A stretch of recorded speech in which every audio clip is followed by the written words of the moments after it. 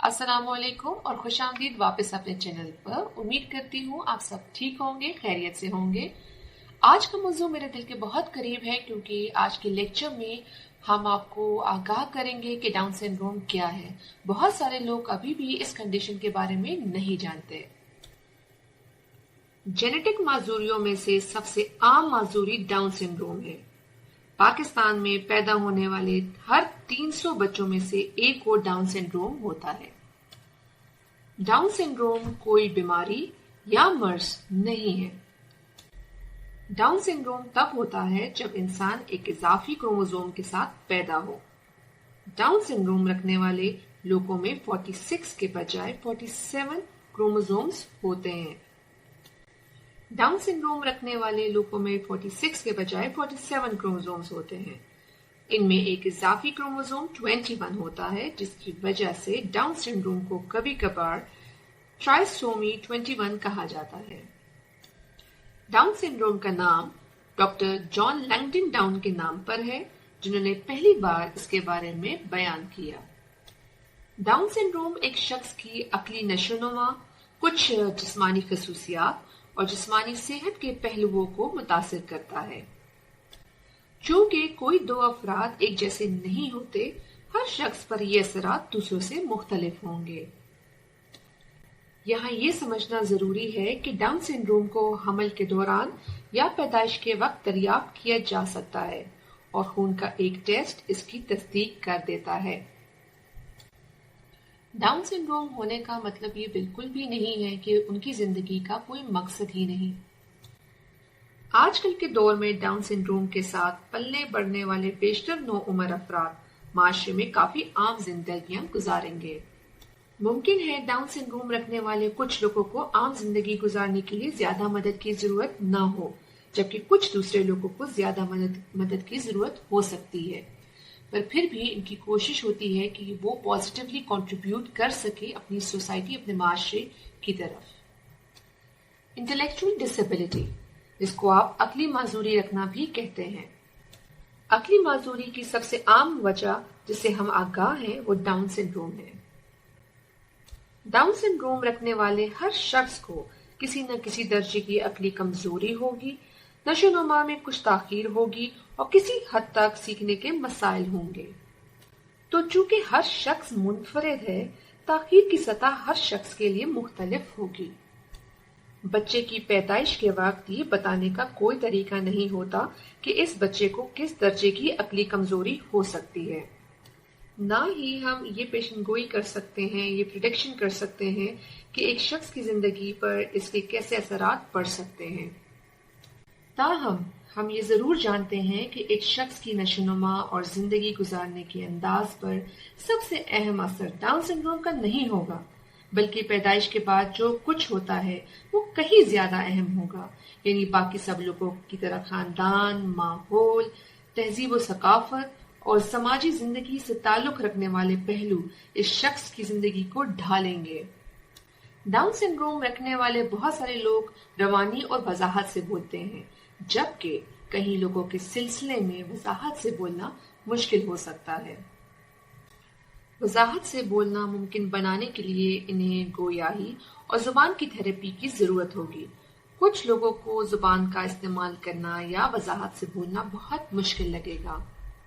ताहम बोलने की अहलियत से कतई नजर डाउन सिंड्रोम रखने वाले लोग अल्फाज में जितना बयान कर सकते हो वो इससे ज्यादा समझ सकते हैं। इसका मतलब अक्सर ये होता है कि इनकी अहलियतों को हकीकत से कम समझा जाता है, जिसकी वजह से इन्हें मायूसी और तन्हाई महसूस होती है। लिविंग अ फुलफिलिंग लाइफ, आम जिंदगी गुजारना। आम जिंदगी गुजारने के लिए ये समझना बहुत जरूरी है, ये अंडरस्टैंड करना जरूरी है कि डाउन सिंड्रोम रखने वाले लोग किसी दूसरे इंसान से मुख्तलिफ नहीं होते। जिंदगी में इनकी भी हम सब जैसी जरूरियात और तमन्नाएं होती हैं।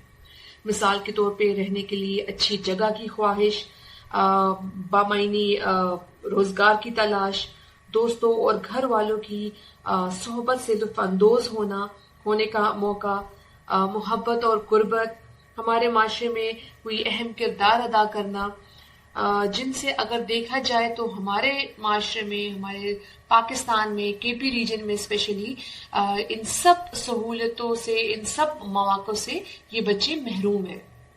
تاہم ڈاؤن سنڈروم رکھنے والے لوگوں کے لیے ان اہداف کو حاصل کرنا باقی لوگوں کی نسبت زیادہ مشکل ہو سکتا ہے۔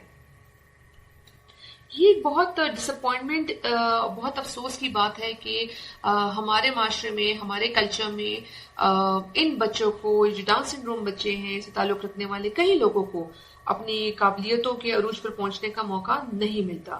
اکثر انہیں باقی معاشرے سے الگ تلگ رکھا جاتا ہے۔ اس کے ساتھ ساتھ ان سے کم توقعات رکھی جاتی ہیں اور ان کے لیے سیکھنے اور ذاتی نشو و نما کے مواقع بھی کافی حد تک محدود ہے۔ معاشرے کا حصہ بننے یا بنانے کے لیے ان ڈاؤن سنڈروم بچوں کا معاشرے میں موجود ہونا بہت ضروری ہے۔ ہم سب کی طرح ڈاؤن سنڈروم رکھنے والے لوگوں کو بھی اپنی قابلیتوں کے عروج پر پہنچنے کے لیے مواقع کی ضرورت ہوتی ہے۔ تو what we need to do کہ جب ہم یہ مواقع ان کو دیں گے تو وہ اپنے خاندانوں اور معاشروں کے لیے قابل قدر اور فائدہ مند رکن بن جائیں گے۔ بینگ این انڈیویجول، ایک فرد ہونا۔ ڈاؤن سنڈروم رکھنے والے لوگوں کو پیش بڑے چیلنجوں میں سے ایک چیلنج ان لوگوں کے رویے ہیں جو یہ نہیں سمجھتے کہ ڈاؤن سنڈروم ہونے کا کیا مطلب ہے۔ بہت تبدیلی آنے کے باوجود اب بھی کئی لوگ فرد انڈیویجول کو نہیں دیکھتے بلکہ وہ محض ڈاؤن سنڈروم کو ہی دیکھتے ہیں، اور ڈاؤن سنڈروم رکھنے والے سب لوگوں سے کم و بیش ایک ہی جیسا ہونے کی توقع رکھتے ہیں۔ ہمیں انہیں ایک فرد سمجھنا ہے، ایک انسان سمجھنا ہے، نہ کہ ان کی کنڈیشن کو سامنے رکھ کر ان کے ساتھ اپنے رویے ڈیسائیڈ کرنے ہیں کہ وہ اس کے اندر پوٹینشیل نہیں ہے، وہ نہیں کر سکتا، وہ ذہنی معذور ہے، اس کے اندر کسی بھی قسم کی ڈیفیشنسی ہے۔ تو this perception we need to change as a society. Down syndrome رکھنے والے لوگ ایک دوسرے سے بہت مختلف ہوتے ہیں، ویسے ہی جیسے ہم سب ایک دوسرے سے مختلف ہیں۔ ڈاؤن سنڈروم والا ہر شخص منفرد ہے اور سب کی اپنی اپنی صلاحیتیں، اہلیتیں، سوچیں اور دلچسپیاں ہوتی ہیں، اور باقی سب لوگوں کی طرح ڈاؤن سنڈروم رکھنے والے لوگوں میں بھی خوبیاں اور کمزوریاں ہوتی ہیں۔ اچھا، ایک اور عام غلط فہمی یہ ہے کہ ڈاؤن سنڈروم رکھنے والے سب لوگ خوشباش اور محبت ظاہر کرنے والے ہوتے ہیں۔ ڈاؤن سنڈروم رکھنے والے لوگوں کو بھی سب لوگوں جیسے ہی جذبات محسوس ہوتے ہیں۔ ہم سب کی طرح وہ خوشی، اداسی، شرمندگی، مایوسی، سوچنے کا موڈ اور محبت ہونے یا محبت ختم ہونے کے جذبات محسوس کر سکتے ہیں۔ تاہم انہیں الفاظ کے ذریعے اپنے جذبات کا اظہار کرنے میں مشکل ہو سکتی ہے۔ اس کا نتیجہ مایوسی اور حرکتوں کے ذریعے جذبات کا اظہار ہو سکتا ہے۔ امید کرتی ہوں آج کا لیکچر آپ کو پسند آیا ہوگا، اور اس امید کے ساتھ آپ سے اجازت چاہوں گی کہ آپ اپنے ارد گرد، اپنی سوسائٹی میں، اپنی کمیونٹی میں جب بھی ان ڈاؤن سنڈروم بچوں کو دیکھیں تو کائنڈلی اپنی سرگرمیوں میں ان کو شریک کریں، ان کے دکھ درد کو سمجھنے کی کوشش کریں، اور انہیں ڈاؤن سنڈروم ان کی کنڈیشن سے نہیں بلکہ ایک فرد کی حیثیت سے پہچاننے کی کوشش کریں۔ اس کے ساتھ ہی بہت شکریہ۔ انشاءاللہ آپ سے ملاقات ہوگی نیکسٹ ویڈیو میں۔ اپنا بہت خیال رکھیے گا۔ Thank you.